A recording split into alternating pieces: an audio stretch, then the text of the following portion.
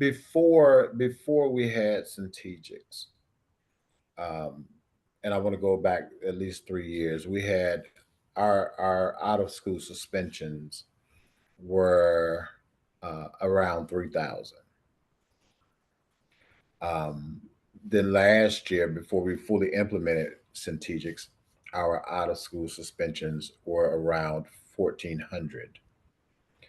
This year, with the implementation of strategics, and because of the way it's been structured and people have been trained in our response time before, because it allows us to be proactive instead of reactive, we're down to 261 out of school suspensions. So you can see that what we do, the protocols we use, our crisis alert system, and all of those things combined lends to our ability to head things off before they escalate and come to situations to where they're unmanageable.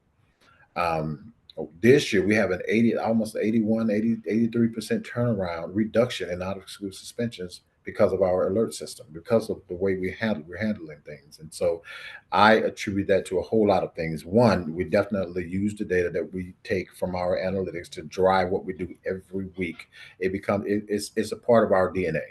We talk about it in our disciplinary meetings every week. We talk about it in our attendance meetings every week. We talk about how many alerts we get, and what category they're situated in, and how do we address that right now so that we can have authentic conversations with staff and leadership. And so we use that data to drive the decisions we make every day and what we do all day.